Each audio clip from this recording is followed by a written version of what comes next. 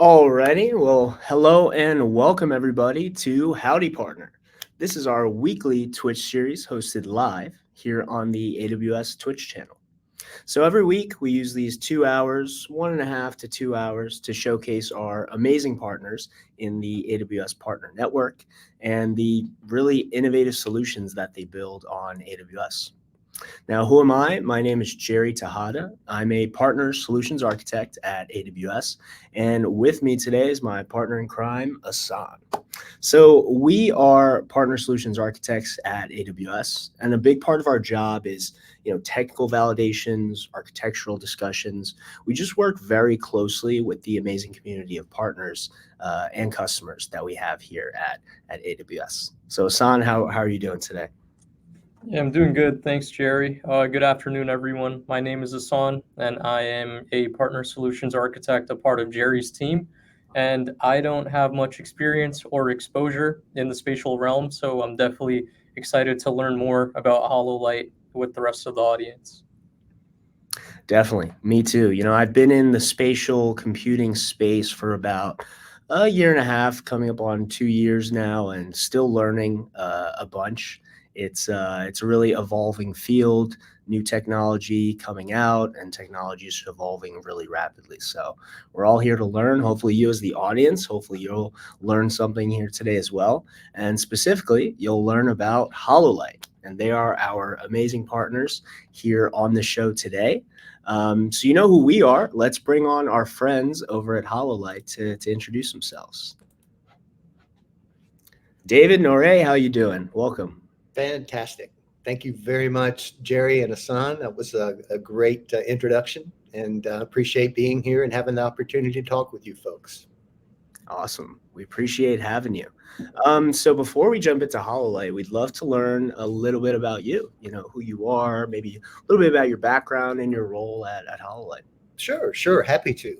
It's been a pretty amazing journey, frankly, and I feel like I'm in a position now where all of what I've done for the last 30 years has come together in an amazing way. My first job out of college was a virtual reality startup, and this was the early 90s. I went to the University of North Carolina. Started with a company called Virtus Corporation.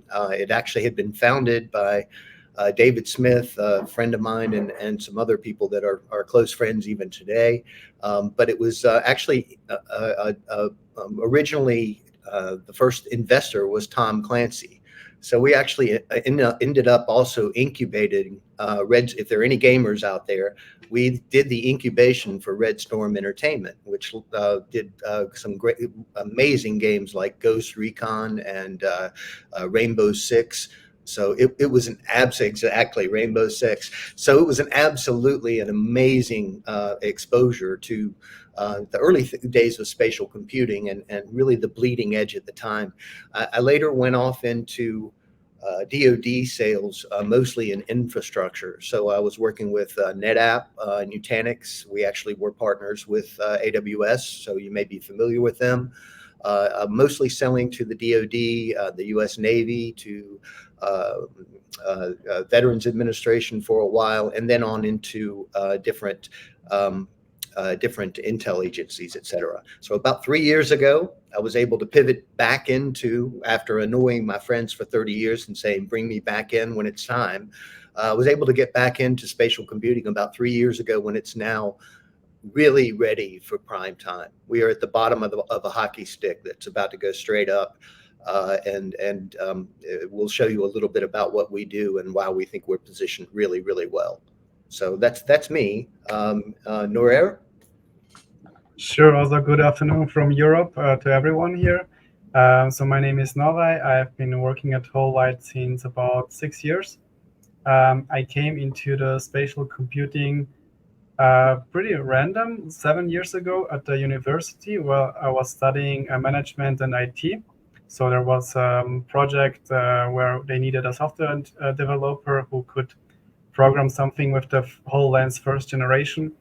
And that bring me up to Hololight, where I've been working on several projects from the industry like medicine, aerospace, shipbuilding, etc. So automotive, and I've been working with different customers closely to overcome the challenges that they have, um, solve technical problems, bring the spatial computing to real use cases where industries can really get the most out of it, and yeah, get the high ROE and benefit from the new technology that's evolving and coming closer to reality that we have seen in films and movies like Iron Man and so on. So I'm happy to be in this space. And Exactly. Don't want to get the audience too excited, but when we did the demo a few weeks ago, I think it was, there was a feature in there, and I was like, "That's Iron Man. That's it. We're Well, living." Yeah, that's exactly what my uncle said when I the first time I showed him what we were doing and did a little setup. He said, "Oh my gosh, you're Michael Stark." Tony. Exactly. Anyway, um, Well, no, that's great. Thank you guys so much for introducing yourselves. We'd love to hear about a little more about Hololight. So before we get into that, here at Howdy Partner on this show, we are heavily demo focused. So we're going to start, of course, a little bit with introducing the main aspects of Hololight, but we'll dive right into demos after that, and it's going to be hour or two of demoing and getting in there and using the solution. So super excited. That's it for me. Let's jump in. all right. Well, as Jerry just said, the focus is going to be demo heavy, and the idea is not to bore you with slides for a long period of time. But I do think there's some really good things that we can do to kind of set up. And actually, I'm not seeing my screen here, so let me try this again. Share screen. Not seeing anything to share. Am I? Let's see. Screen sharing was canceled. Interesting. No worries. I've got it. My fault. Pardon me. Forgive me for the minor delay. We got it. Oh, there we go. All right, great. Okay, like I said, we're not going to bore you with slides, but what we have is a pretty unique proposition, and it's worth a little bit of a setup. So the first thing I do want to say is who we are. And Hololight, we are a German company. We've been in existence since 2015. Really saw a need for what many companies were running into relative to XR, and that is the inability for the headsets to really handle the models that often, especially in aerospace and engineering, that the people want to view, just because they're too large, they're too big. So that was a real key. But the main focus here is the clients and partners. We have over 160 partners worldwide. You can see some of them. BMW has been one of the largest customers, and right now you can see XR within every level of their development process of cars. So it is not approved. It is not a POC technology. This is a proven technology that's being used in production every day. When I say empowering enterprise with the most powerful platform, that's not an understatement. So effectively what we are doing that's different from a lot of the platforms out there hosting or allowing XR is we're doing pixels, we're remote rendering, first of all, and pixel streaming. So what we're doing is offloading that function of compute, which is limited on the headsets. They can only do so much. And we're using GPU banks in the cloud, in AWS in this case. So you're able to set up your cloud server with the appropriate level of GPU, and you can support so much more than you could any other way. And when I say more, think about 2 million polygons on a screen versus 800 million polygons. It's the difference between, and we'll show you an illustration of this, but it's the difference between a small cabin of an F-35 and a full F-35. That's one key. Headset versatility. For the enterprise, we are headset ubiquitous. You can pretty much use multiple headsets within your enterprise and not be constrained to having to have multiple point solutions out there. So real big key if you get down the road a year or two with 100 different headsets or 100 headsets in your enterprise, and you decide you want to make a pivot, we can support both at the same time. Scalability, absolutely huge, because again, if you've got a headset, you need to add more compute, more storage, et cetera, you've got nowhere to go. Centralization makes it so much easier to manage from an IT perspective. It makes it easier to add things like AI or physics engines to your overall presentations. And then, as I mentioned, it's future-proof. There will never be a scenario where a headset can outperform a remote rendering and pixel streaming scenario. So the idea of having something for an enterprise in particular, where they want something that is not going to be outdated in 2 years, 3 years. That's one of the reasons they're afraid of taking this leap into XR. So a future-proof foundation is something that many of these enterprises are looking for today. That's the longest slide I'll stay on, I promise. So here is a lot of different use cases, a lot of different customers, but you can see with this technology, you can take your XR into any direction you want to go. We can support every single scenario you've ever seen or imagined in XR with remote rendering and pixel streaming. And just want to, David, just jump in here real quick. Sure. I just want to gauge the audience. How many of you are currently using XR today in your business in some shape or fashion? Feel free to enter in the chat. Just give a +1. Just want to get a feel for the audience here. And this is another emphasis of this show. You know, we want it to be interactive, so we don't want to just be talking to you. We'd love to have you asking questions. So ask questions at any time. Use the chat, and definitely feel free to be a part of this show with us. So we'll let it roll in, but feel free to keep going, Dave. Yeah, we'll keep going. And just these are the products that we'll show you or discuss today. Hololight Space is the only one of these, the fully developed out-of-the-box products that we'll talk about. Stream is an SDK that allows you to take any of your Unity applications that you might build, or several of our partners that have enabled their applications to be streamable. And then Hub is your central repository that allows the enterprise basically to keep all of their content, all of their training scenarios, all of their whatever they're using with XR in one central location so that their users can access it and easily find what they need. Of course, it has the permission-based schemes and all those good things. This is the stack. So as you can see, starting at the bottom, you've got your server infrastructure. In this case, it would be AWS streaming to our hubs, or using our hub solution to basically orchestrate all of the content. Stream would be what makes the streaming from the central server location, makes it stream to the individual pixels.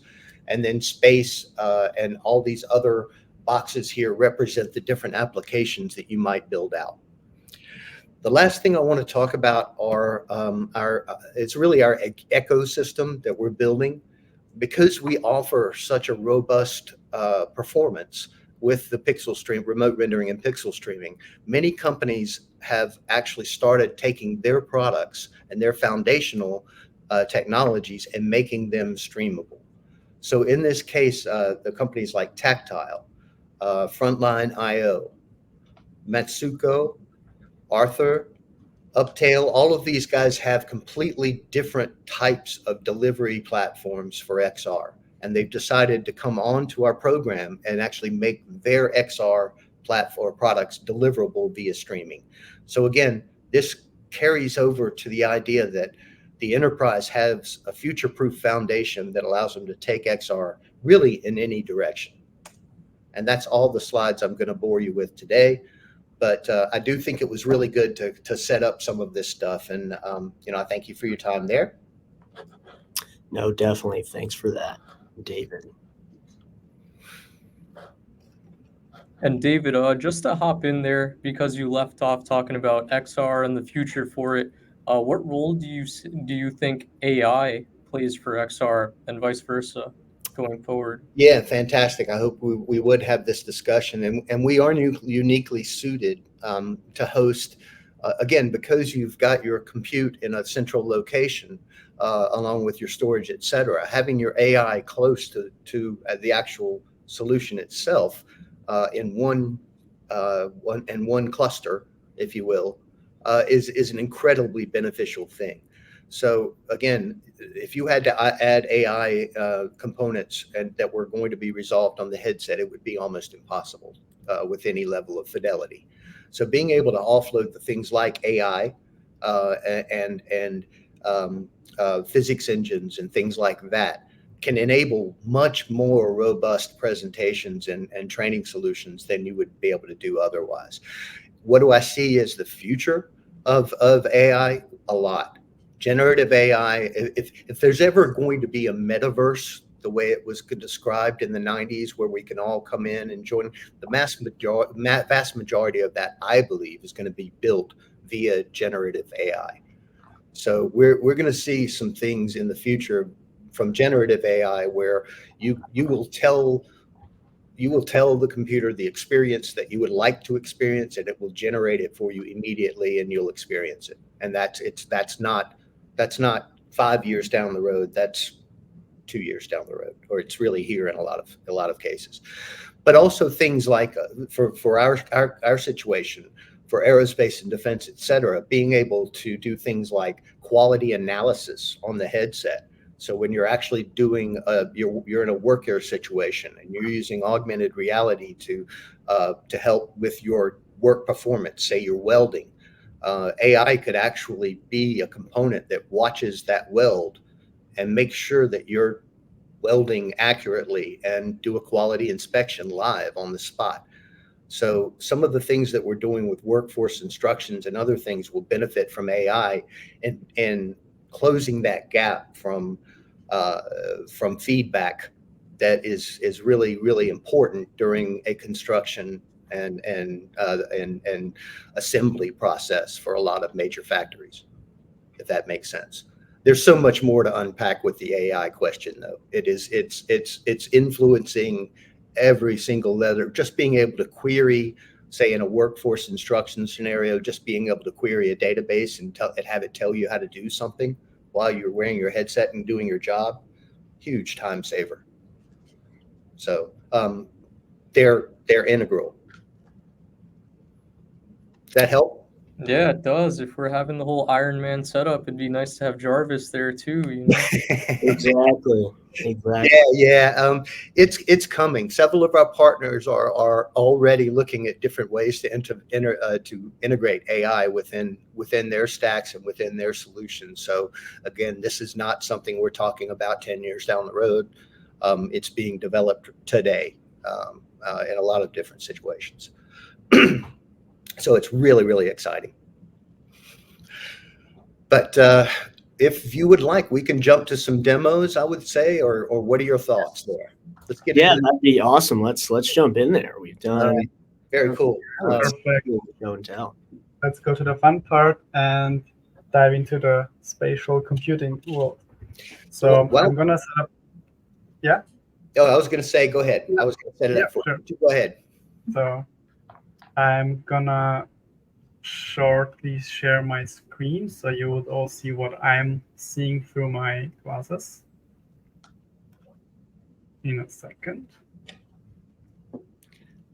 Yeah, on the topic of AI and spatial, I know I feel like in terms of headlines, spatial computing got its headline, especially when Vision Pro came out, and then Gen AI just came out and bang, stole the spotlight. So I feel like spatial is going to be this sleeping giant that isn't talked about as much as generative AI, and then it's just at one point just going to blow up. And yeah, it is, especially when you think about the connected worker and things like that. The augmented reality and virtual reality is going to be what unites all of these technologies and gives you the immersive experience that's much more robust because it's supported by an AI. Totally agree. Totally agree. All right. So what has just happened is I launched on my computer strong GPU machine the application, and on the glasses I connected through a thin client that transmits basically the sensor data, the controllers, etc. And everything you see here, the application, the rendering, everything is done on the GPU on the server from my strong computer, which is also like a case when we have it on the cloud on AWS. So we are welcomed with a welcome screen, and we can dive in by importing the 3D models.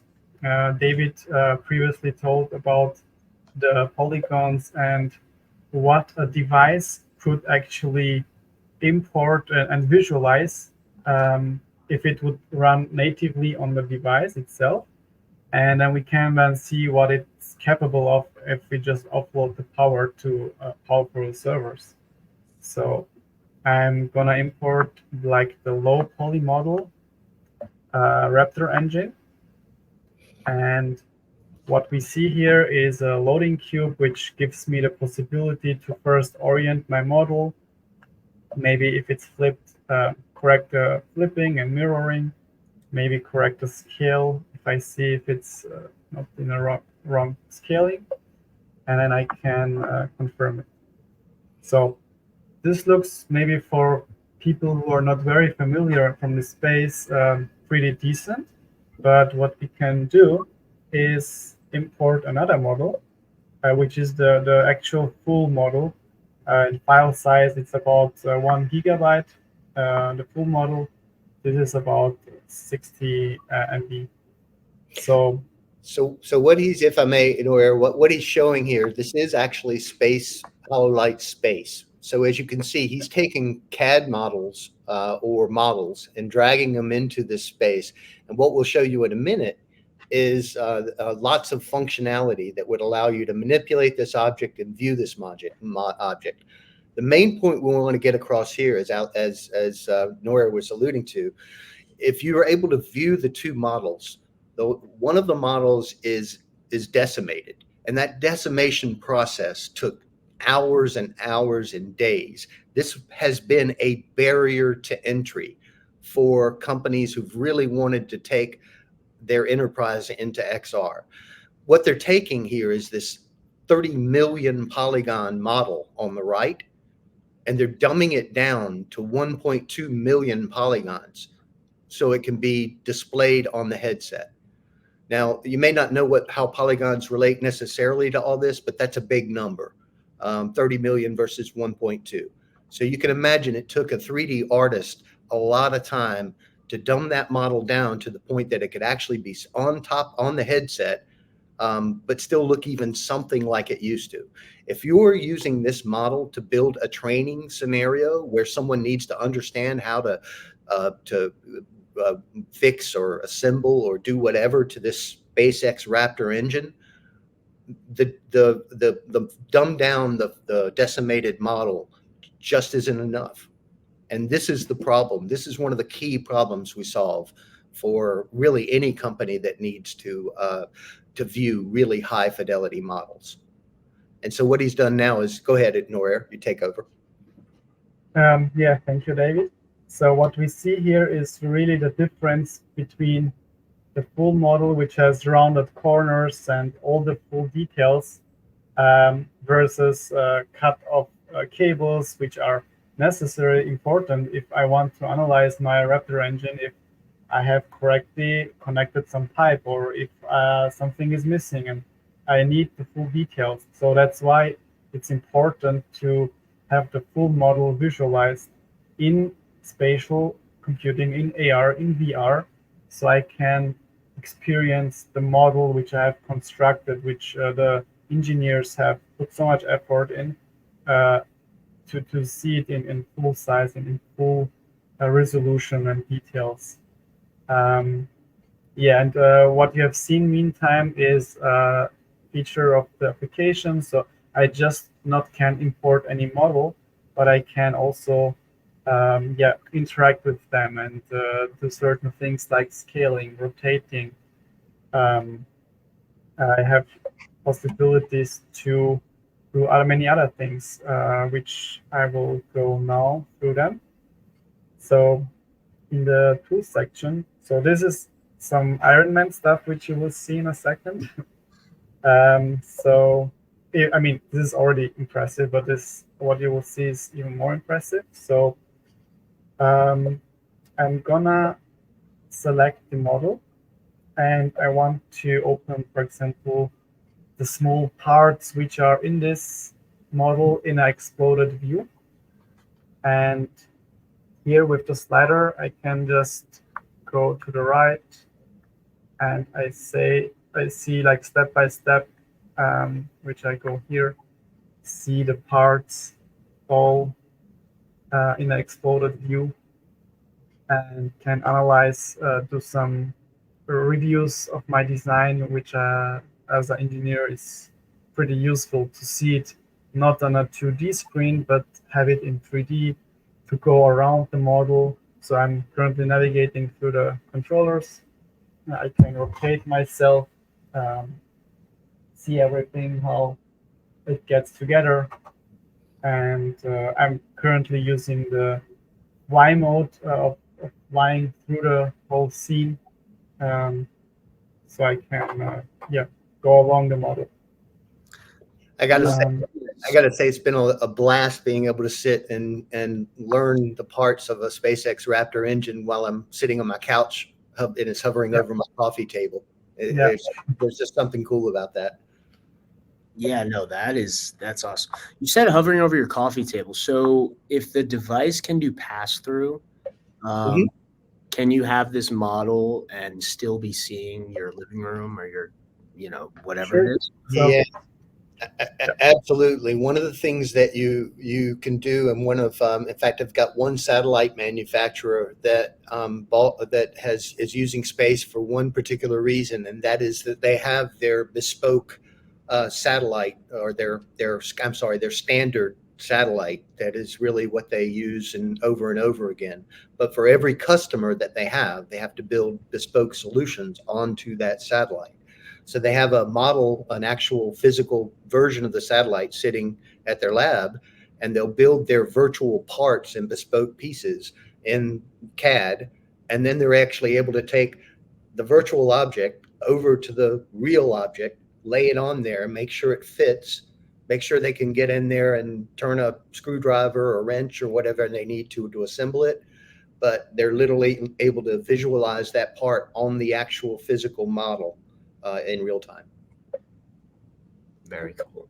And then, I mean, when you expand the model out like that, Mhm. this is just me sort of, my imagination's running now. Can you actually pull the individual pieces, or is it fixed into that? Sure. We can do also the interact with the individual pieces. So I was always selecting the root of the model, so the whole model basically, but I can also select only certain parts of it. Like you see, they get highlighted as I move with my controller. So I select now this tube, and I want to grab it. So I go in and grab it. I can also use my hands, by the way. So I'm now laying out my controllers on the table. And as I move away from the controllers, I can see my hands, and I can just grab and do what I've seen in movies like Iron Man, and grabbing huge models and some engineered models and interact with them. I can do different interactions with them, and also select every piece which I basically see here, which is modeled from the engineer. I can select it and take it for my inspection and take it apart basically, and see how it's built. What is this part? What I have opened before here is the whole hierarchy. So these models are split into different hierarchy levels, and I can see all of them here. And I can even go and say, for example, this is the low poly model. I want to hide it.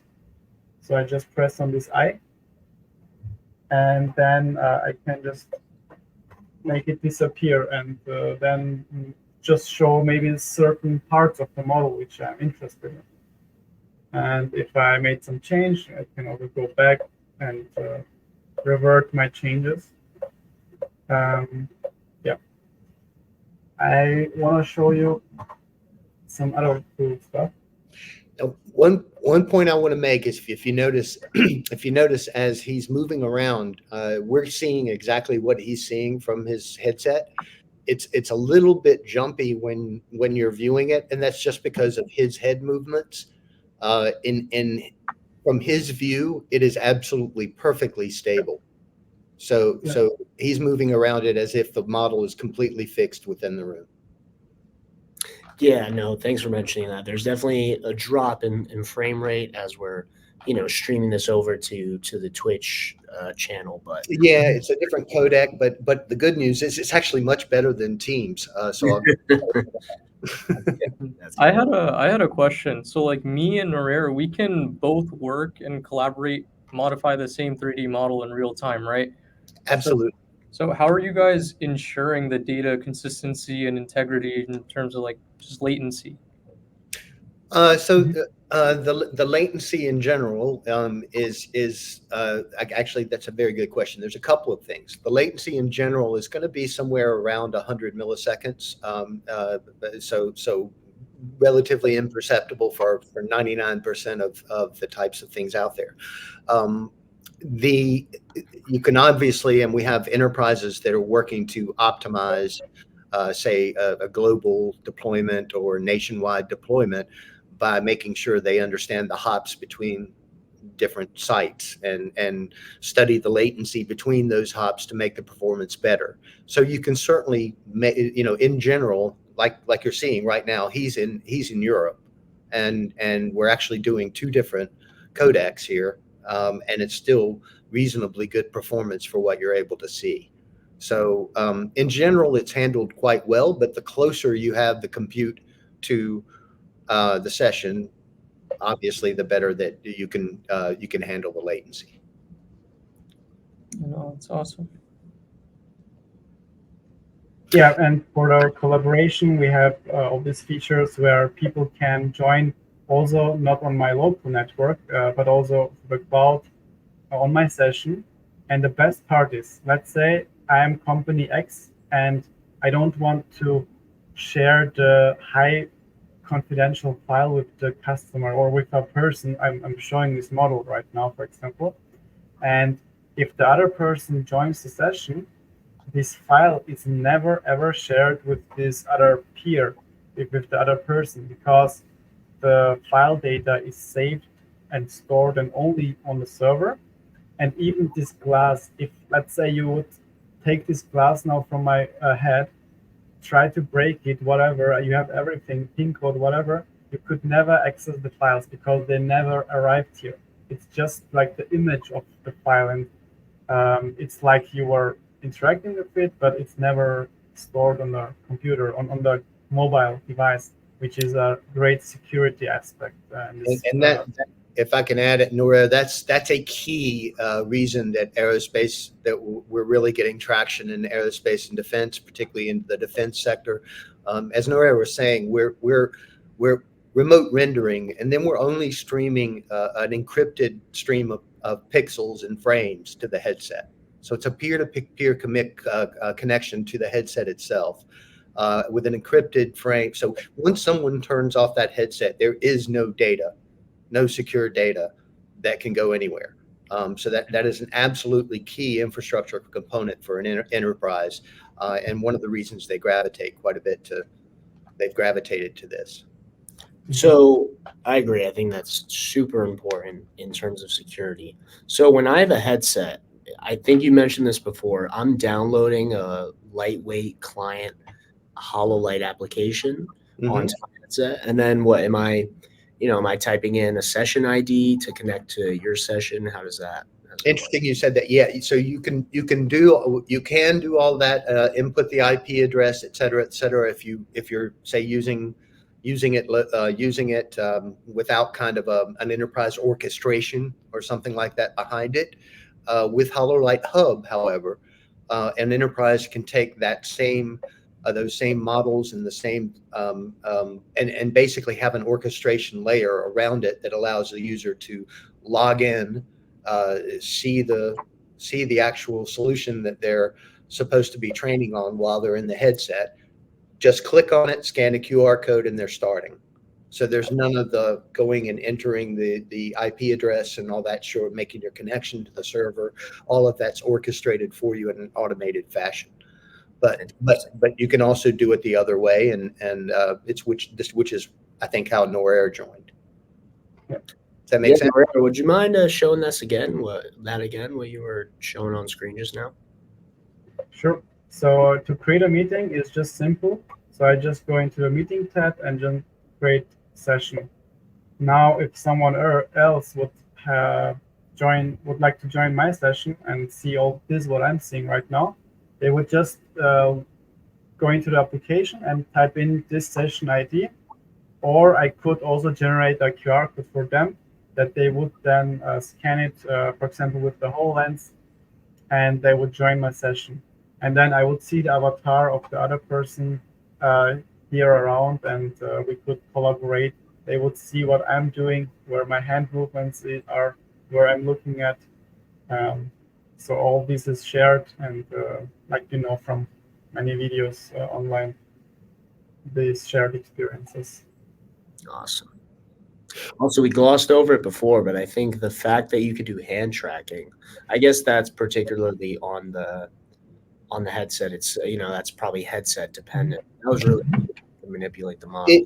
It is, and that is another key point is that we are somewhat headset ubiquitous. Right now we're supporting the MetaQuest 2 and 3, the HoloLens, the Magic Leap, Lenovo, and there's several other devices that are not too far down the road for us. So we don't have to write directly to the operating system. We do have to support the hand tracking and that kind of thing. But for that reason, we really are, since we're only streaming pixels, we can really come to market with a new headset much faster than is typical. One thing I think is really key to mention, and this is particularly for the situations where the connected worker in think of shipyards or things like that, where they're going to be wearing these XR devices. Streaming is going to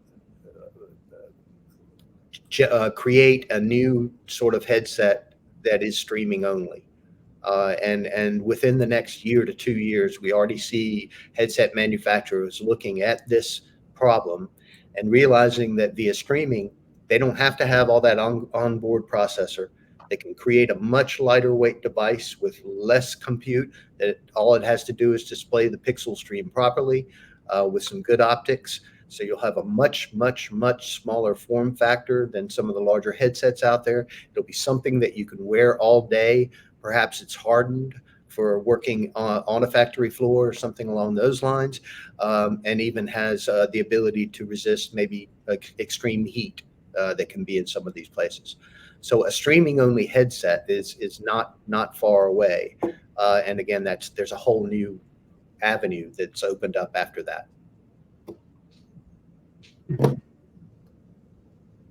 Yeah, and what you can see is some of the features.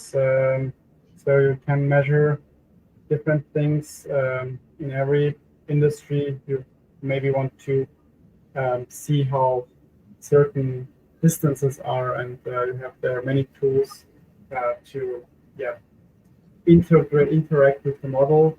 But also what the cool feature is that you can later save this. So all the annotations you do, all the measurements, all the which I'm just gonna show also, you can, for example, draw in the air. So I wanna make an arrow here with this cable, and then export this model to a coworker for me, and then he would know, hey, I have highlighted some cables, please check them, they are maybe wrong or whatever.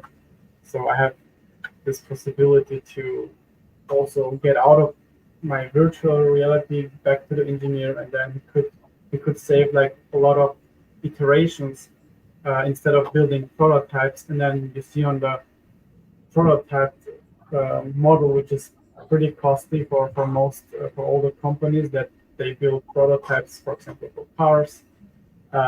They can literally see here much easier and cost effective the errors people do when they construct in 2D on a computer monitor. So this is also a great feature. Yeah. Can So I? another thing, Uh, which is yeah, I had a quick question.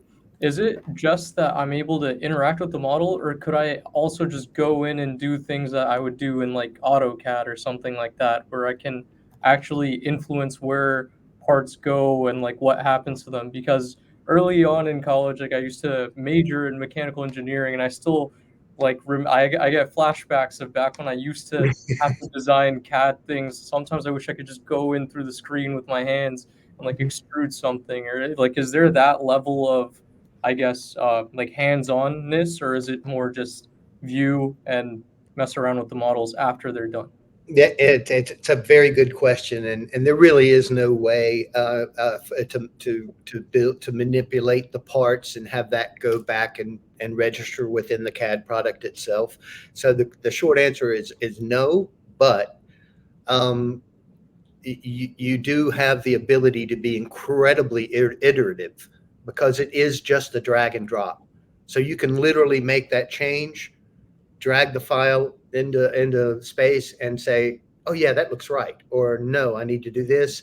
Go back to the file, make your change, drag and drop it in there.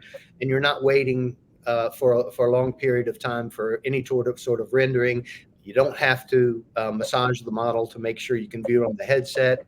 So it is very, very iterative in that respect, more so than you. I know the problem you dealt with, and yeah, it's a pain. Um, This is an interesting feature too. Yeah, what are we seeing now? This is fantastic. so currently we are cutting through our model with these three different types of models. So the sphere we can cut through, and we can also inverse. So we just see what is inside this sphere. So I can just strictly focus on the part which are interesting for me, and I just basically cut out everything else.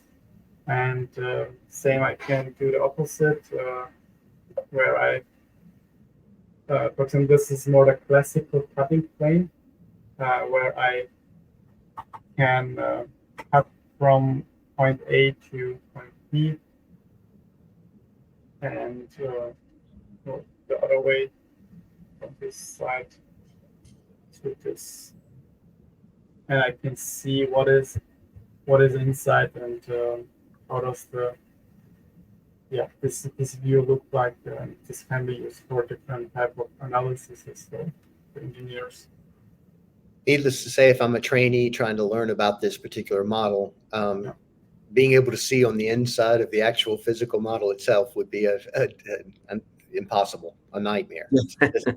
This is again an incredible tool for someone that really needs to understand the inside and out of a turbine engine, or this engine in this case, or what have you. Yeah, it's really a game changer. I mean, it's definitely it's obviously something that you can't do physically. You know, you can't stick your head into the middle of the model, but put into a headset and in a 3D space, you can do that virtually, and that's just and that's a huge key. Yeah. That's a huge. That's one of the things that it would benefit. We're working with the some of the nuclear agencies for training within various labs, and needless to say, time is of the essence when they're working in an exposure environment. And if they can practice that scenario over and over again with the actual fidelity of the environment that they're in, they can develop that muscle memory in a safe environment where they can make mistakes over and over again, and literally save save lives in ways that you couldn't do otherwise. So it's a canvas for making mistakes. It really is. That's the beautiful thing about it. Yeah, no, definitely. And you got the undo button as well. I know whenever I'm tinkering around in these engines, I use that a lot. Because, First button we all learn, right? yeah, right. Definitely. Also, to the audience, drop the link in the chat. It's a quick form. If you're interested in learning more, that we're not going to spam you with anything. We can set up a call with our team, with the Hololight team. And if you want to dig into anything deeper or just have some questions that you didn't want to ask today. So, definitely fill that out. It's just your name and email if you're interested in that. It's not, we're not going to spam you with any information. It's just if you want to set up a call to learn more. So. And I think it's time to, I think I want to reiterate again that this application space was built using Hololight Stream, which we did talk about earlier. And again, Stream is a software development kit that allows you to take your applications and make them streamable. So for example, if you've built a training application in Unity, we support Unity, we will soon support Unreal, but you can take that custom training application and instead of decimating your models like you often probably have to do, you can not worry about the decimation of models. You can build out that Unity application with full fidelity and a much richer environment than you could before. And then you could make it streamable using Hololight Stream. So the Unity, Unreal applications, many of our partners, Frontline, Tactile, etc., all of those applications can be streamable. Question on that. Since you can stream Unity projects, can I use Hololight Stream to stream to the Apple Vision Pro, for example? Or is anything Vision Pro related on the roadmap? It is on the roadmap. We got I think 4 of them as soon as they came out and had to fly a couple of them over to Germany. Don't tell anybody. That's right. Just released in Europe. Yeah, all those people out in the audience. I forgot we're talking to an audience. Don't tell anybody. But anyway, I think it's a big deal. But yeah, we are working to work with the Apple Vision Pro. It's a little more challenging than some because, frankly, Apple's not very open about anything. So it's a very difficult process to be able to get help. But that said, we're going to have to support the hand tracking, the eye tracking, and a few other things in there. So that's what's going to take the time. So that one in particular will be a little bit longer, but I think we're targeting the early next year for that release, if I'm not mistaken. Don't hold me to that, though. Awesome. Very cool.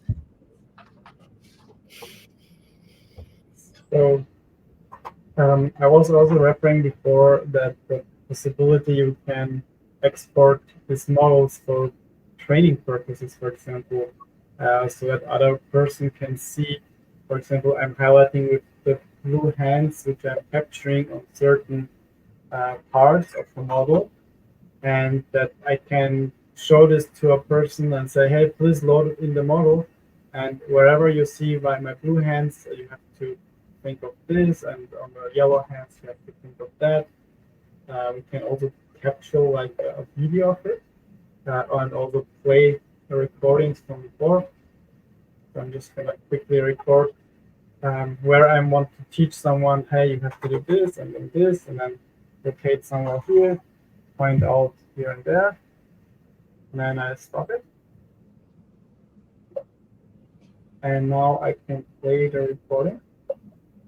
And then I can watch it and see, okay, what my instructor told me I have to be careful on this part.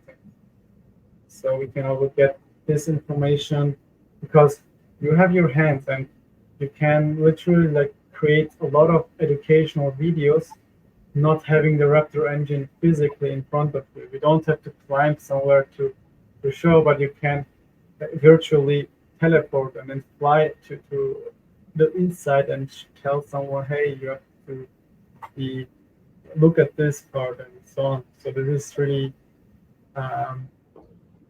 something which can bring digital guidance to the next level. Huge challenge. And again, especially in the DoD, where if you're tasked to be a maintenance engineer for an F-35, but the F-35s are constantly flying sorties, and you're not able to actually get one physically sitting still long enough for you to learn anything. This is another mitigating solution for that type of challenge. Yeah, definitely. And at AWS, within the spatial computing space, immersive training is one of the use cases that we're seeing the most of within the space. So that's one thing that we focus heavily on as well. So it's great to see that you're enabling that. I've also never seen the hands in particular. I've seen you draw arrows in the space and point at things that you want to, but to be able to record and place the hand movements like that is something that I haven't seen before. So that's really cool.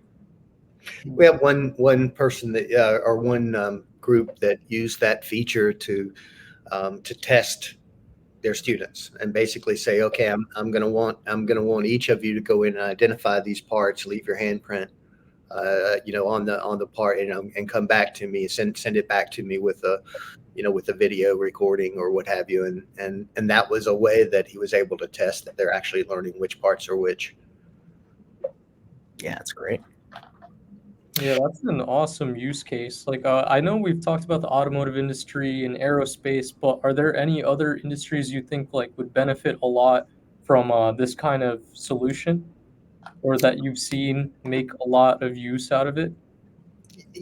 Any area within discrete manufacturing for sure, as well. It doesn't have to be just aerospace and defense. And you mentioned automotive, but also the printing industry. With the large parts, really any factory floor layout type of environment, we can take a green space factory floor and completely populate it with all of the equipment and the full fidelity, so that people can walk through and actually see that robots are going to be able to move between the machines, or people can move between the machines and actually work on them. So certainly the factory layouts, but you can also go into things like visualization of data. Data visualization is another key component, particularly for the security aspects that we offer. Those won't always be the most high fidelity environments or need high fidelity, but they may need physics engines and other things to create the information landscapes that you might want to visualize. So imagine, for example, one of our customers has done something where they recreated New York City in kind of a rudimentary model, certainly not full fidelity, but they were able to simulate a hurricane coming in and actually move through the city at different areas, and showing the wind speed at different elevations, showing all kinds of different things, also having the property information for the environment that it's passing over. It could calculate and show damage for risk analysis and things like that as the hurricane went through. So literally it was a visual representation that showed you the scenario, the damage, the cost, all the other things associated with it, and all of that was brought together in one visualization. Retail floor training. Lots of retail organizations are looking at retail training on the retail floor. That is certainly an area, as well as the warehousing and the logistics that is all dealt with in retail and those industries. The medical industry is one that we will see exploding for us within the next year. So we're supporting the different MRI formats. So the same thing we're doing with this engine, you'll be able to do with a high resolution scan of a tumor within someone's brain, and be able to actually go through and do that scan and see, or do that same type of manipulation and actually see how it's connected, where it's connected, and give the surgeon a better view of what he or she's going to have to do once they get in there. So yeah, I mean, it's something I mentioned earlier, but it literally is any scenario you've ever seen in XR can be created here, because it's really just a platform of an incredibly robust platform, but it is just a platform for displaying the traditional virtual reality scenarios that people have created. Yeah, Yeah, these are I awesome think, use cases. Mm. yeah, I think anyone can benefit from streaming. You know, like we said, it's trying to get as much, and this is what AWS helps facilitate as well. You know, trying to get as much of that compute power off of the headset as That's right. possible, while still providing a really compelling, high fidelity experience. And you know, if anyone's tried to set up streaming themselves, it's not a trivial thing. You know, for as someone that's tinkered around with it, you know, you can set up an EC2 instance and you can try to connect the dots, but I think having a product like this where it's all set up for you and then really highly performant is super, super valuable. Well, needless to say, you're an easy button for the IT and for the companies that, particularly for the companies that where you already have the footprint. So it gives us a much. I mean, the conversations with the IT personnel go so much better when they say, yes, we're an AWS cloud, and at that point, the conversations around where the stack goes, how the stack works, how all that kind of stuff goes away. And that's a huge easy button for us. I think what Norair, I'll let you talk about it, Norair, but I think what he's showing here is an overlay of an older version of a car versus the newer version. Is that accurate, Norair? Correct. So yeah. So here we can, for example, if someone has two similar models or two different generations, and you want to compare them, and you want to see what is the difference. So you can literally stack those objects into each other, and then you have the slicer, and then you can see, okay, which interior do I like more, which model is more appealing to the customer who wants to see, like, what is the difference between model X and model Y. And then you can literally let the customer move around and see, okay, so how does it look like from inside? How does it look like from outside? So it's just a powerful visualization, which you use to see differences, not just also from a customer perspective, who wants to buy these cars, for example, but also an engineer who is modeling an engine and wants to compare how was the old one built, and then he can quickly like switch between A and B. And there's like different cutting methods, like from side to side, from bottom to up.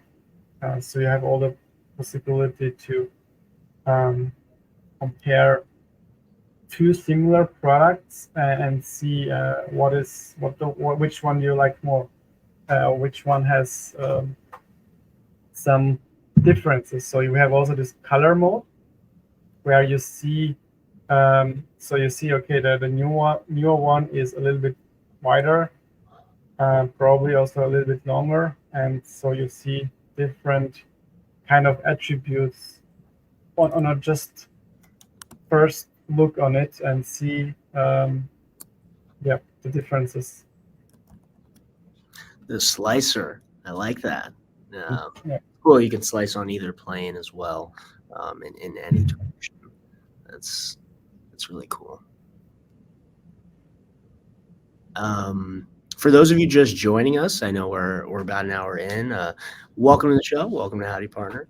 This is our partner showcase on the AWS Twitch channel, and we're seeing Hololight today and their Hololight Space and Hololight Stream. So we've been having a lot of fun here playing around with this.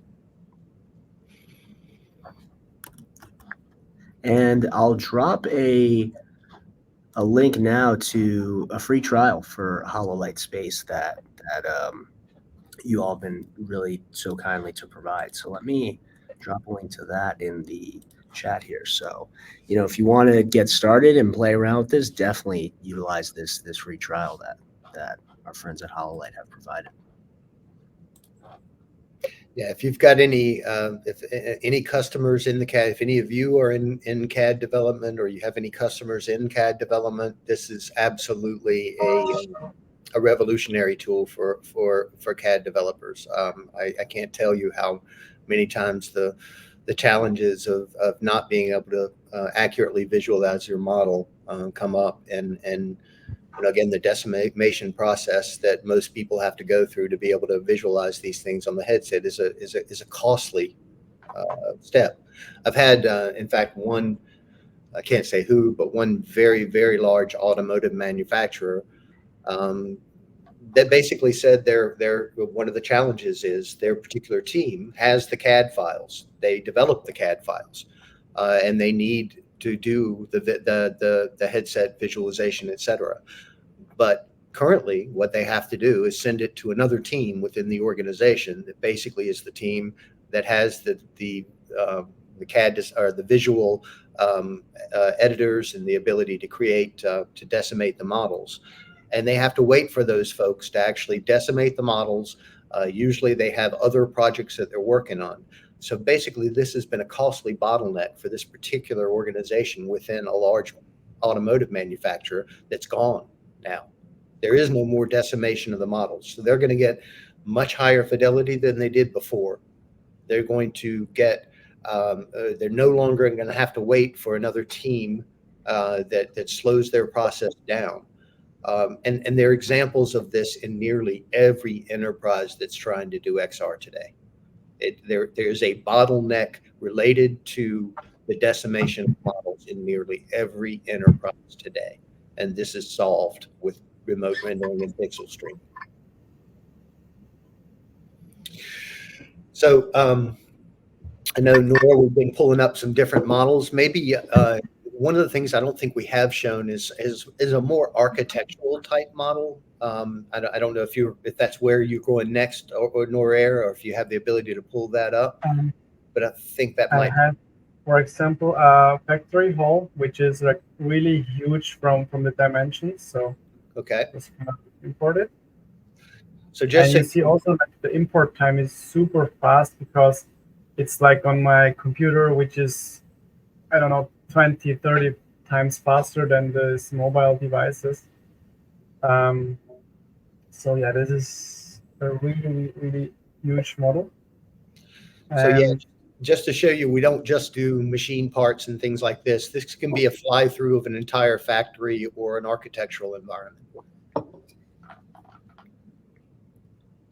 And I can, of course, interact and do the same things with these models. Like I want to, for example, move this part here to the left and see how this changes. And for all the features we have seen, everything is applied to your models, to the things that matter for you. If you're building cars, you load cars. If you're planning some constructions or building a house, you can literally import everything and visualize it and interact with it, annotate whatever you want, and you do the best out of it from your use case. And yeah, what we see here is a huge factory for wood processing of wood. So one of the things that this brings up is really the again another technology that we lend, or another segment that we lend ourselves to quite well with our technology is the digital twin. The visualization of digital twins, and actually the orchestration of digital twins. Again, because we are remote rendering, you can do the same thing with your digital twin by functionality, by centralizing all of that compute and all of that storage, so that all of the data that's being generated by every single device on this factory floor could ultimately be fed back into a realistic high fidelity digital twin. And of course, workers can get information live on the on the floor. People can obviously watch and troubleshoot problems that come up in real time. Possibly even with many scenarios, anticipate problems before they happen, so you can get out and change a part before it's about to malfunction. All these things relative to a digital twin environment are lended or lends itself to the central computing aspect of what we do. And one of the, I guess, relative to this also, several large manufacturing facilities are looking again at this. And when I mentioned earlier the connected worker, that's one of the things that we're really seeing today coming to fruition. And imagine a scenario where someone shows up on a shipyard. First thing they do when they come in is put on a headset, and that headset's tied to their task management system. So the tasks have been set up for them for the next day. They literally choose the task that they're supposed to do. They can go through a virtual reality scenario that retrains them on whatever that task is if they haven't done it in a while. And then they can be guided to the place on the work floor where they're supposed to perform their task. At that point in time, they get live work instructions that literally have pop-up menus that show them, okay, press this button, turn this knob, and this handle is going to come. So it basically guides them live through what they're supposed to do. So you build that muscle memory of X amount in the virtual scenarios, and whatever they don't learn, they're able to be augmented reality with the work instructions live as they're walking through the factory floor. Couple that with AI that actually is also looking through the glasses and doing quality inspections live or quality assurance. The ability for that person to basically say, I'm having some trouble, I can't figure this out. Call a subject matter expert that logs in, immediately sees what they see through the headset, and they're able to troubleshoot with them. All of this is while they're hands-free. They're not having to hold an iPad. They're not having to hold a piece of paper. And I've seen scenarios where people are using their work instructions. They're crawling into a small space and doing a weld. They're not sure they're getting it quite right. They have to crawl out of that small space, go back, look at the work instructions, crawl back in. That's a lot of time back and forth for this type of thing. So that's the type of connected worker that we're going to see more and more in manufacturing, and the central focus is going to be XR. It's really exciting to see from that perspective. Definitely. I always think those are some of the most compelling demos. The augmented assist, which is another use case that we see that we're really focusing on with AWS and in spatial computing. So, the example of like a car mechanic, or not even a mechanic, just a regular person opens the hood of their car, and now they can get some instructions right next to the, where's the engine, where's the carburetor, whatever it is, and so, or alternator. So we support that with our partners. You're exactly right. That is an incredibly powerful tool for live work instructions. Tactile, I don't know if you're familiar with that, but Tactile is one of our partners, and they do digital work instructions, and they've made it streamable. So they're a partner with us in a lot of these efforts today. But it really is. There's several other companies out there that do digital work instructions, and it's a very powerful way to use XR, as you were mentioning. Yeah.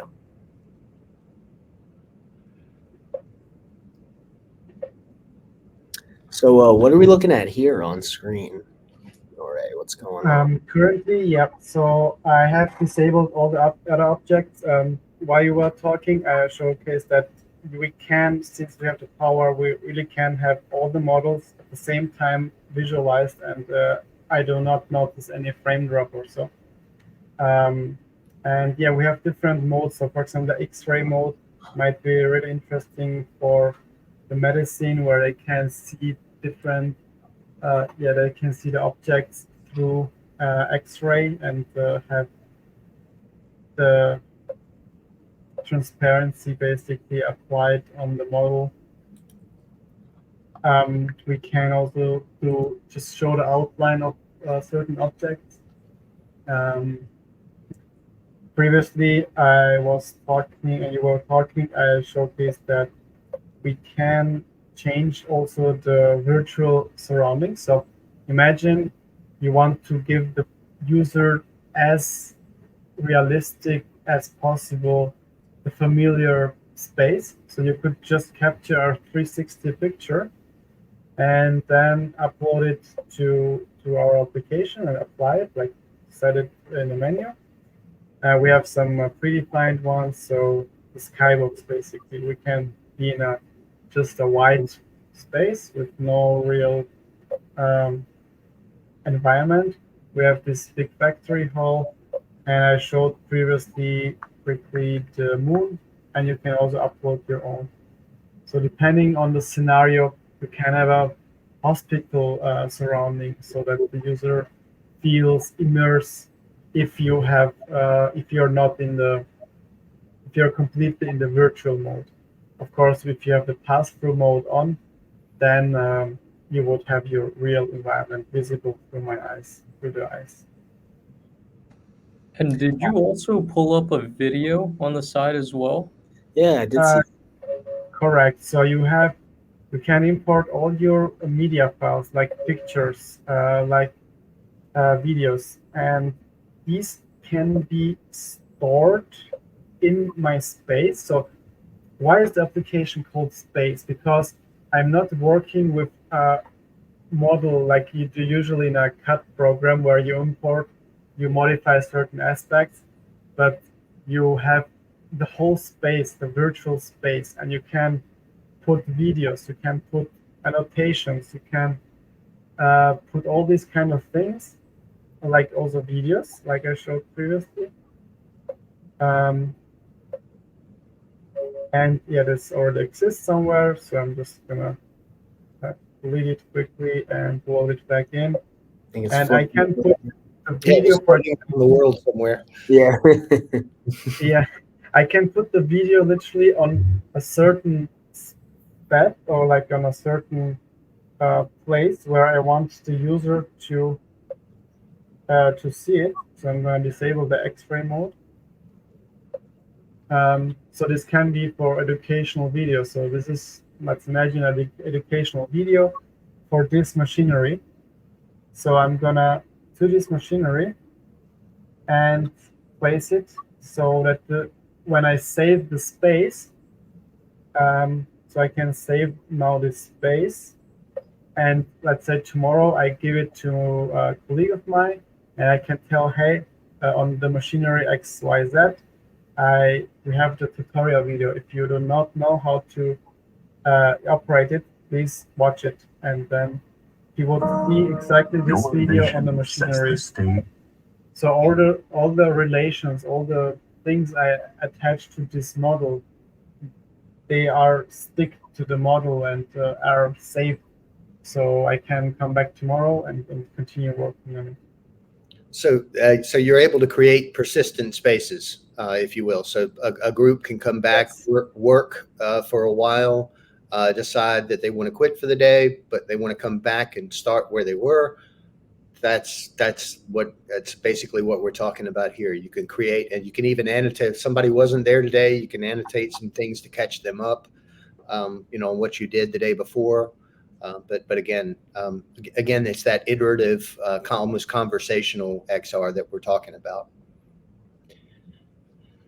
And one of the things that was mentioned earlier, and I don't want to jump around too much, but you mentioned the latency and the frame rate. There is, it's worth noting that there's IP that we have built into the technology that smooths out frames, particularly in a virtual scenario. So it does.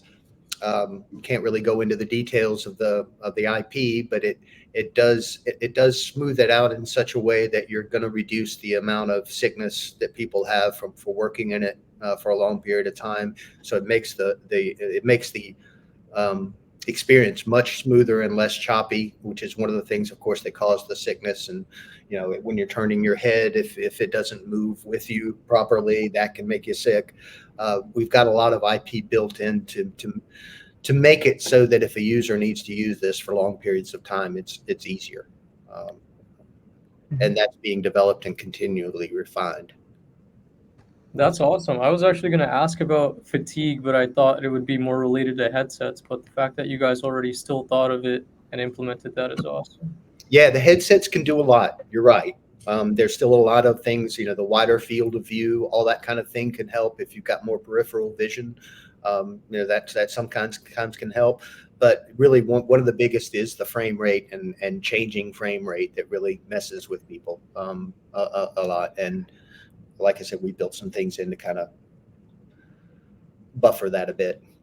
I think it's also worth mentioning that this does not take an incredible level of connectivity. Think Netflix.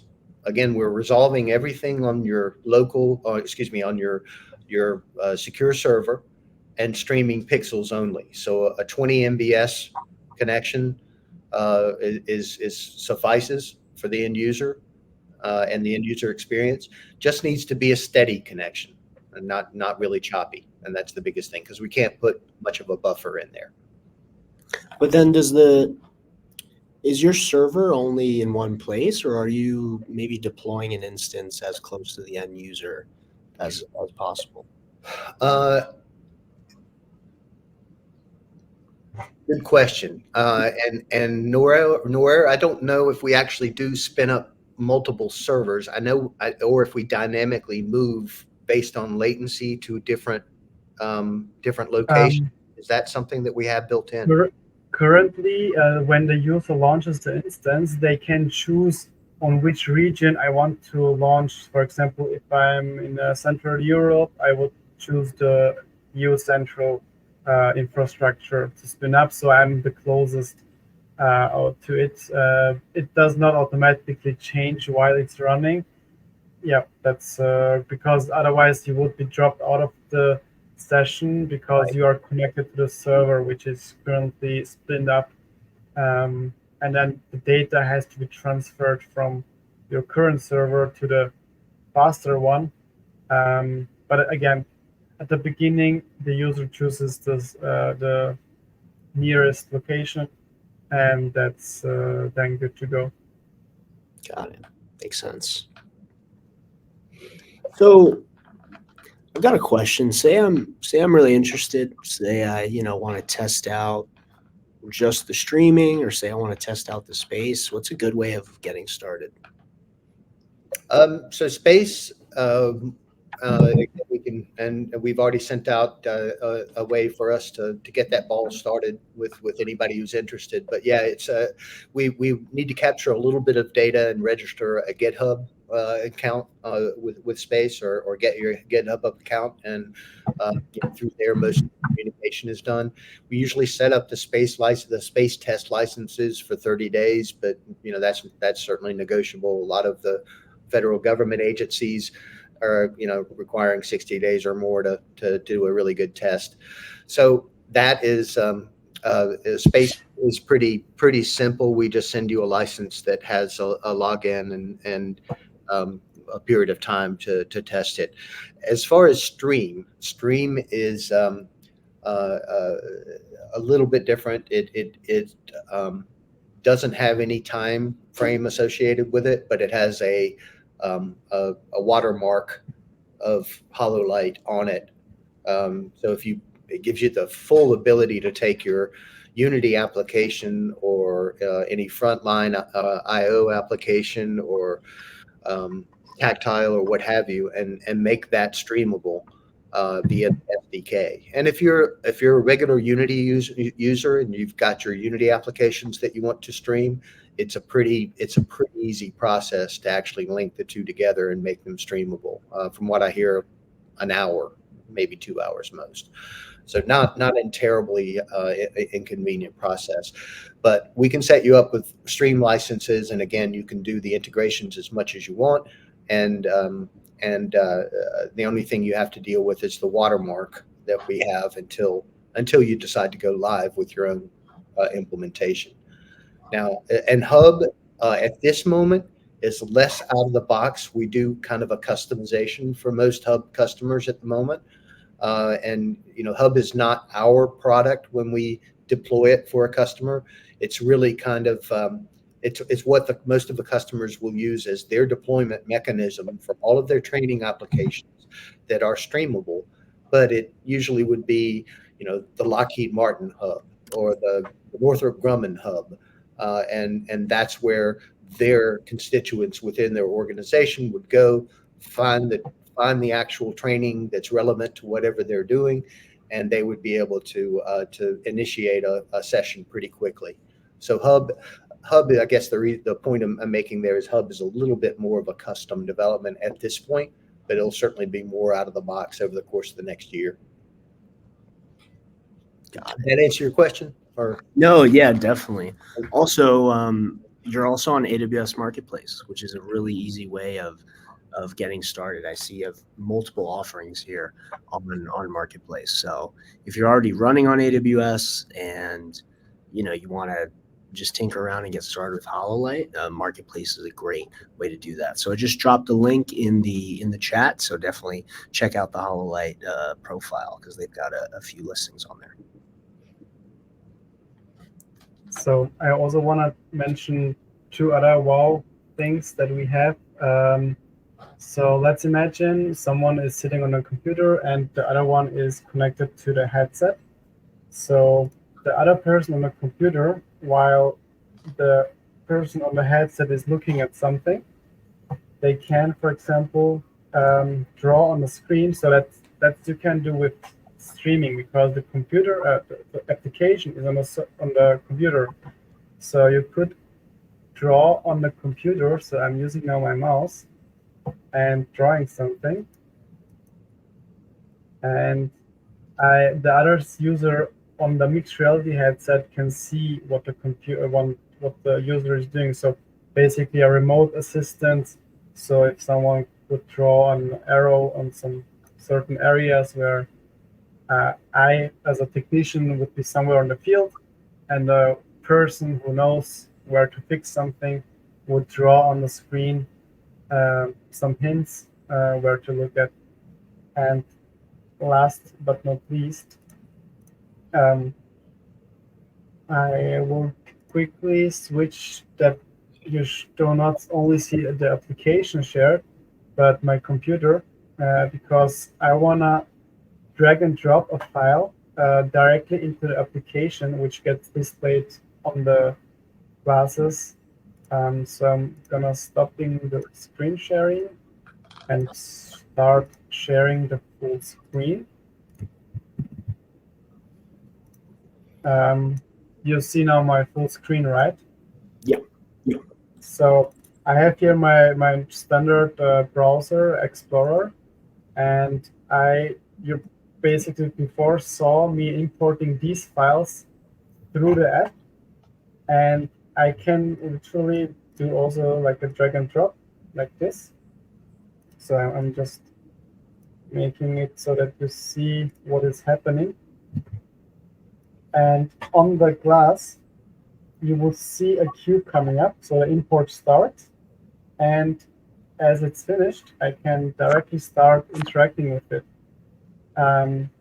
So that's the amazing part where you see what is streaming capable of. This file is on my computer. It never was transmitted to the glasses, and I can do the same. Let's say I want a second model of the car, so I can just drop them like this, and they just appear in seconds. I will delete the cars because on this model we have an animation attached. So if the model has animations, we can play them here. So I'm gonna start the animation just quickly. I will hide the factory hole for a second. So we can see our ABB robots on Mars moving around. How else do you So- think we can build our site on Mars? Yeah. Exactly. We need to get some robots up there. Well, that's really great that you can. One, you don't even need a headset to interact with the scene. You know, Oh. someone without one can still interact through their computer, which is awesome to see. And then just a simple drag and drop. You know, I feel like it's a really small thing, but it's a sign that you really thought of making things as easy as possible for Mhm. your users. I love that. I think it's super cool that you're just able to drag it right into the scene, and then the person wearing the headset can immediately see it. I think that's it's not a trivial thing. I think that's actually really cool. It's really not. A lot of CAD designers love that feature.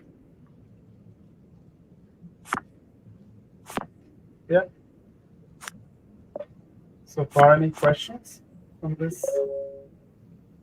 Yeah, any questions from the audience? We've been a little quiet. We've gotten a comment or two. Thank you to our friend from Poland there. Thank you for participating.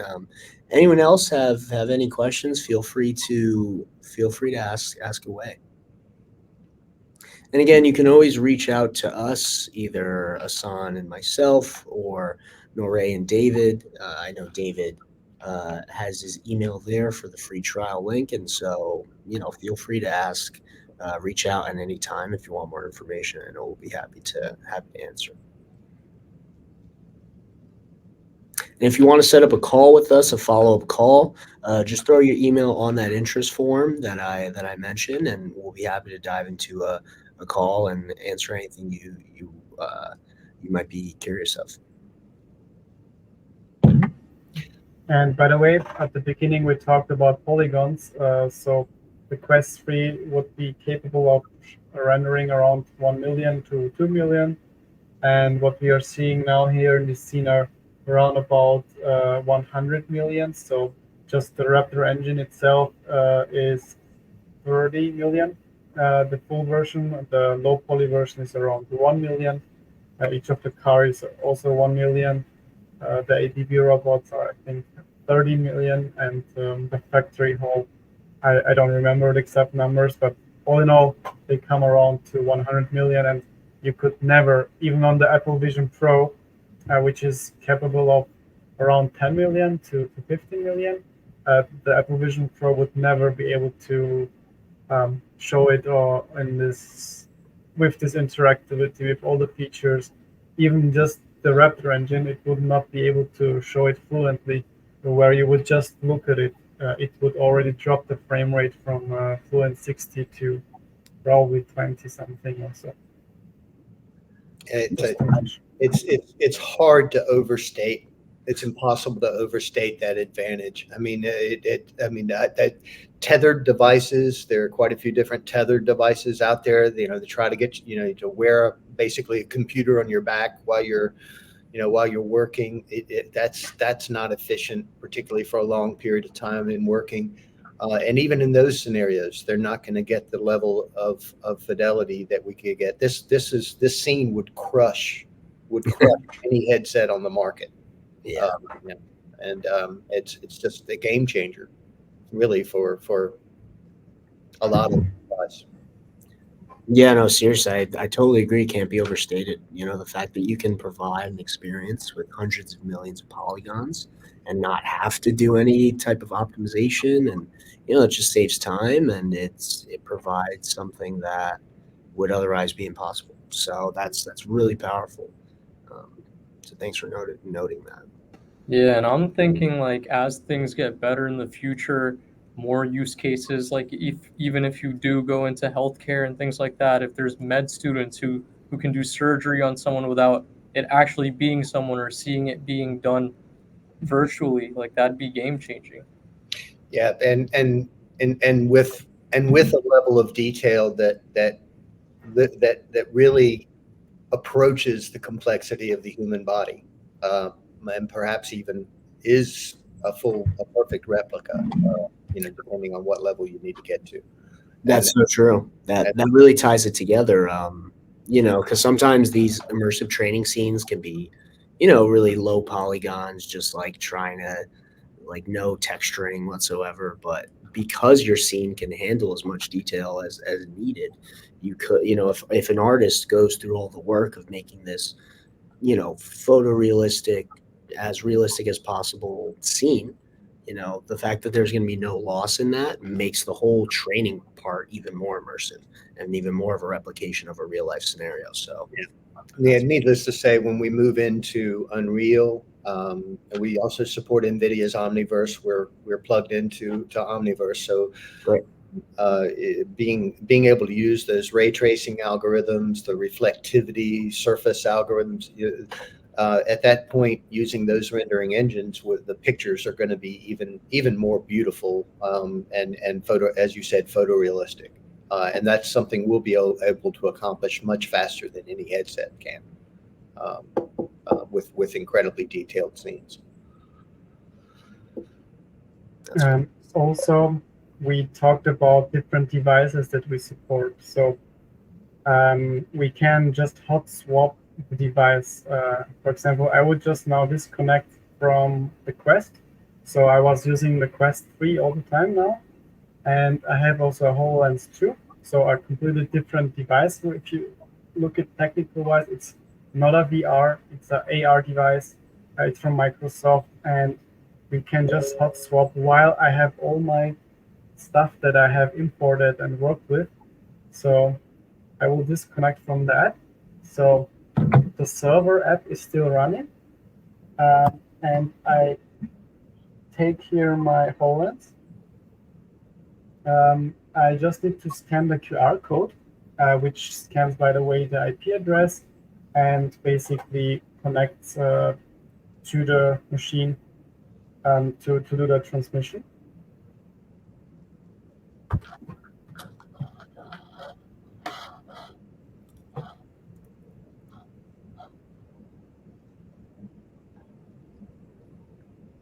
This take a second.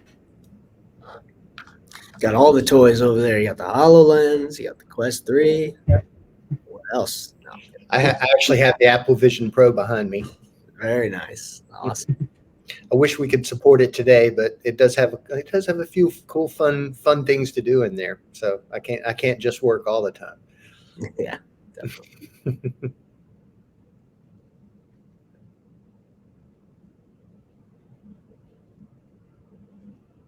Scan QR code. So this is pretty amazing, really. I mean, in midstream, switching to a different headset, or again, this could be another user that walks in with a different headset and says, "I want to join."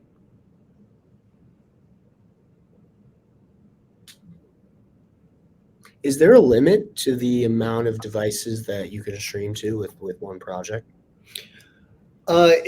It's a moving target to some extent. It obviously depends on the GPU bank, whatever, how powerful the EC2 instance is that you've spun up. But they're, in general, we can have up to 10 simultaneous users ish with a really good setup, or with a decent setup, and it's the classic traditional gaming scenario that's been going on forever. You've got to find that balance between the number of simultaneous connections, the amount of fidelity in your model, and the frame, your amount of frame rate immersive. So this is the picture from the HoloLens. But anyway, going back to that, it is somewhat of a moving target. The good news is that if you're limited with a headset, you've got no place to go. If you're limited with a GPU stack, you add some GPU to support the additional concurrent users, to support the additional use training use case or what have you. You have the ability to expand your cluster to meet the capacity needs. Yeah, and that's where we come in. That's where the cloud comes in. It's highly scalable to whatever that need is in that particular moment, and you can scale it up and down every need. So thank you for speaking to that. Yeah, of course. So yeah, this is on the HoloLens. You can see that he's now he's turned the it's no longer virtual, it's now augmented. So this is what I'm able to do when I'm playing around with a Raptor engine in my living room. Yeah, this is great.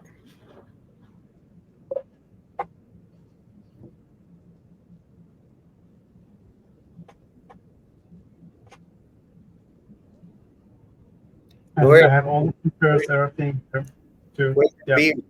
I don't see any beer there. He moved it out of the way before And going live. we have another cool feature, which is the spectator view. So if I would have now a second person, someone could join with an iPad and be a spectator. So they would see what I'm doing and what I'm interacting with, and someone would see it through the iPad, me interacting in this digital world. So they wouldn't be able to manipulate the models or change the models, but they can see and go in and view. So again, someone doing a design review, and you've got your bosses out there that need to see it. They could access it via iPad and also walk through the model and see it from different angles, just like you can. They just would not be able to change and pull up parts out and do all the things that he's able to do inside space. And would you be able to see that people are spectating you? Would it be like an avatar or maybe like something on the side, or just no? Not in spectator view, but good question. You certainly can when other people join the session. You do see their avatars and their hands and all that type. So if you're sharing a session with multiple people, their avatars are represented.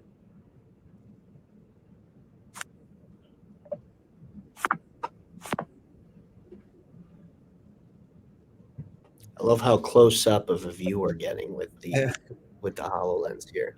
I mean, it lets us see the menu more closely and get a better feel for all the buttons. I know 1.5, 2 hours here probably isn't enough time to show everything that Hololight can do. So we've gotten through a lot, and it's been awesome to see. But it seems like there's even more in there that you can dive into. Well, we can unpack new models and new scenarios and things like that for the whole evening, and it's really late for Norair. It's not late for me, so I could do it all night. But yeah, there's a lot of things to unpack in space itself. But then when you started getting into what some of our partners are doing, et cetera, it really opens up, like I said, every single avenue that's possible to explore within XR. Oh, yeah. And again, it gives an enterprise a future-proof foundation to start at whatever level they want to start. You can start with a small streaming cluster, use space for design reviews, start there, move into training your workforce with Unity scenarios and some of the partners that we work with. But again, if you start with this platform, you can grow it as you need to, and you never have to worry about not being able to work with the next great headset, or not having enough compute or storage, or all these things that make managing a bunch of point solutions and individual headsets a nightmare. So that's a beautiful thing. It is a beautiful thing. It's beautiful indeed. And this X-ray vision that we're seeing here is also a pretty picture as well. Mm-hmm. We're not too far from Halloween, so we might as well start showing a few scary pictures. Wow, that's right.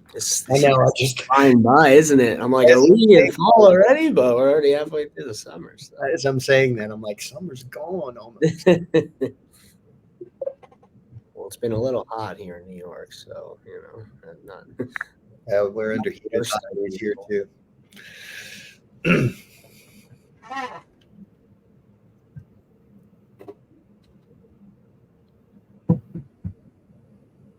Well, that's awesome. Does the HoloLens have a blackout sort of? I've only used it really briefly, but yeah, it passed through.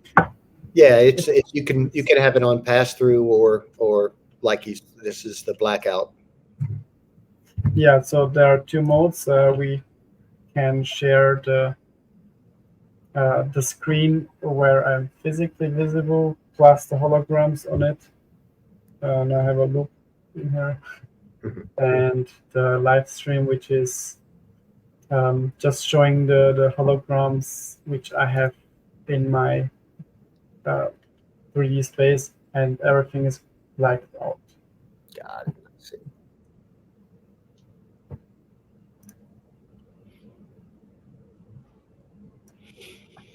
Any other questions from the audience?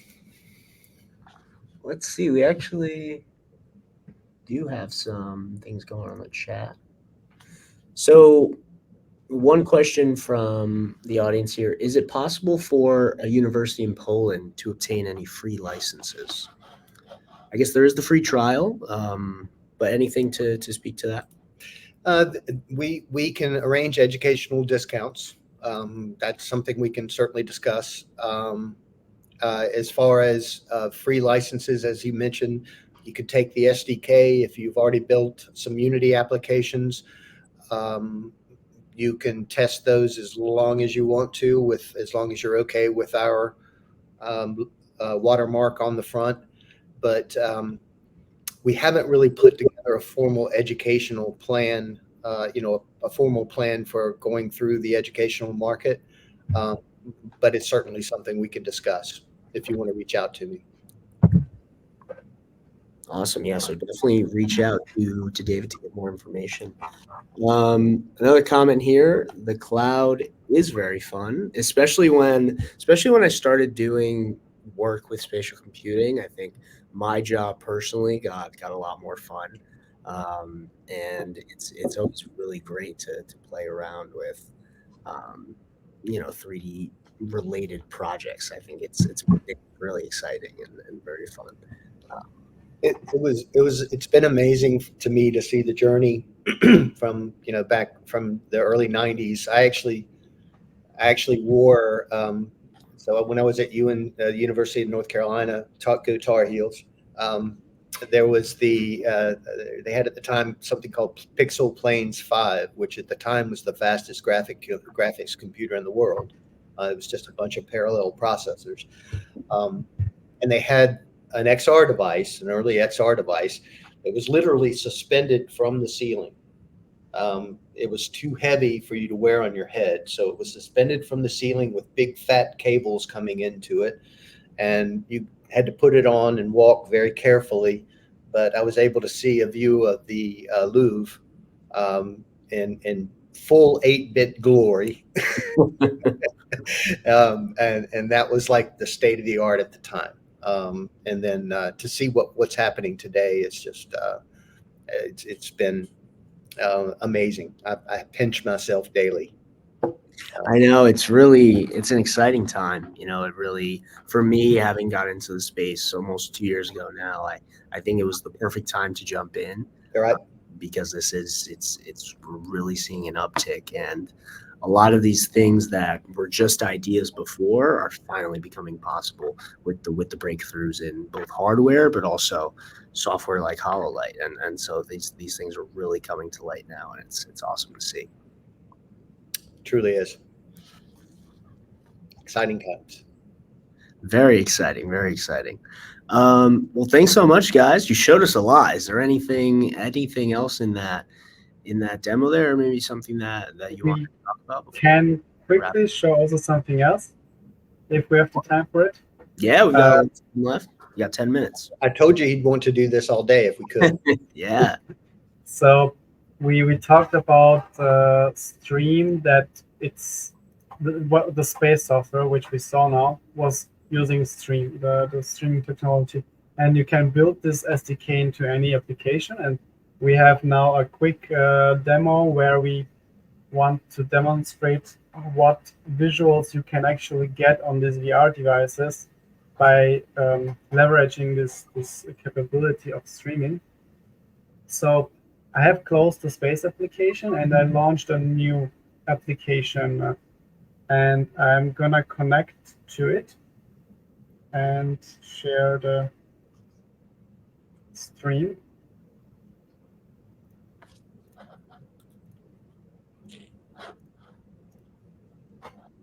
so I'm not yet connected. But this is the screen which you are seeing now, and I'm pressing connect, and here I am. And this is a scene which we have built to show also ray tracing. So here the features are leveraged to show the fullest, like the highest quality of realism which we can get out of this scenario.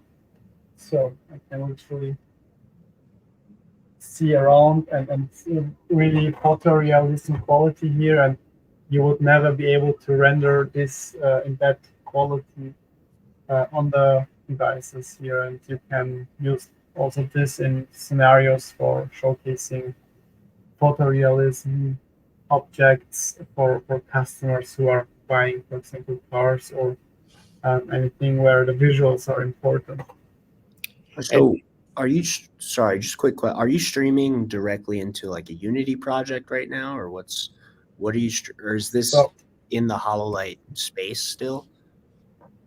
This is, maybe I would share my full screen and not just the application. Then it might be a little bit clear. So we have the project. It's a Unity build. And I have just launched the Exa. Maybe we can start it from the beginning. So I'm closing the app. So this is a project built out of Unity, and I just launched the Exa. So maybe with Unity. So it's starting. You see the GPU from NVIDIA is being used. And here on my glass, I just see a client, the same client I use, for example, to connect to Space. And I press connect.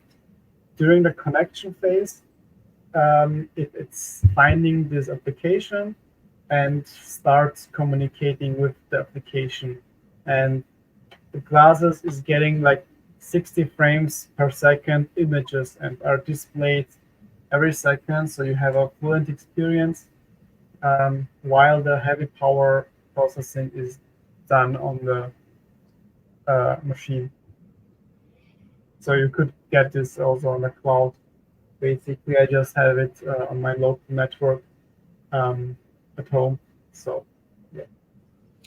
So the same thing that that applies to being able to have the power to render all those polygons. The same to render all of the effects in different rendering engines that give you things like ray tracing, like reflectivity, etc. And then the things that make a much prettier picture for the right use cases. Yeah, definitely.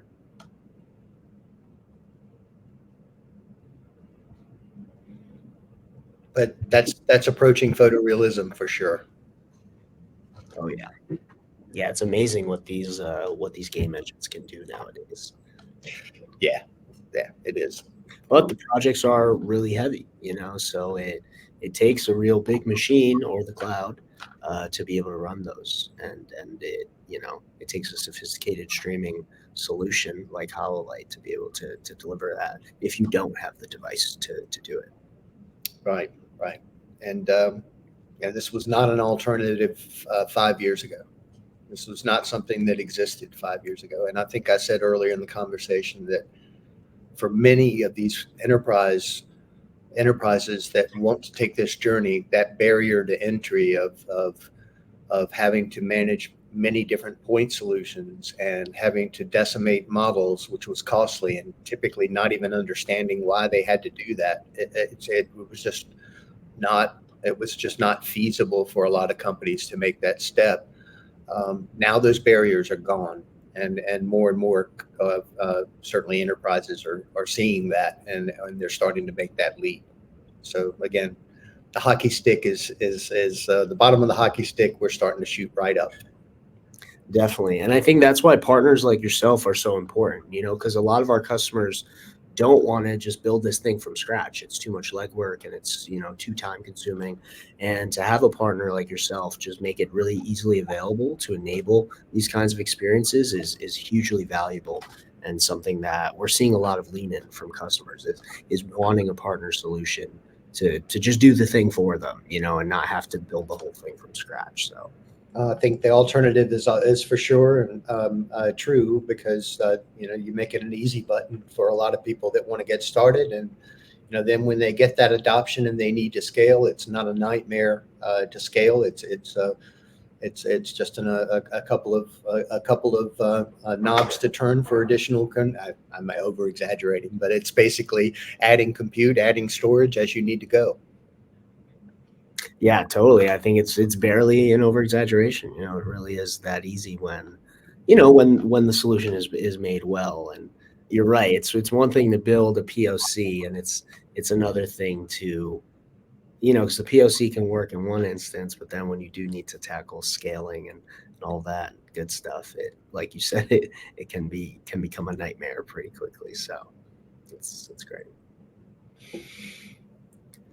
Well, thank you so much, guys. Any last words for the audience as we wrap up here? At this point, not from me, other than really thank you to those who sat through this and watched all the details. I hope you got something out of it. And if you do want to explore this further, we can set up live demos, with more of your teammates if that's something you'd like to do. And we certainly can explore opportunities with you if you have customers that you think you'd like to bring to the table. So keep us in mind, and we'll certainly always happy to work with the AWS team and all their partners. Awesome. We're happy to have you. Thank you guys so much for being on the show. That was a really awesome demo. You guys showed so much, and I feel like I have a great idea now of what Hololight is capable of. So thank you so much for the great demo. And to our audience, thank you so much for being here. We can't do this without you, or else we're just talking to no one. So like David said, really hope you learned something and got something out of this. And to Hololight, thank you for being a partner and for being on the show today. Thanks for having us. Glad to. Thank you, guys. Awesome. All right. Thank you. Cheers. Cheers. Bye.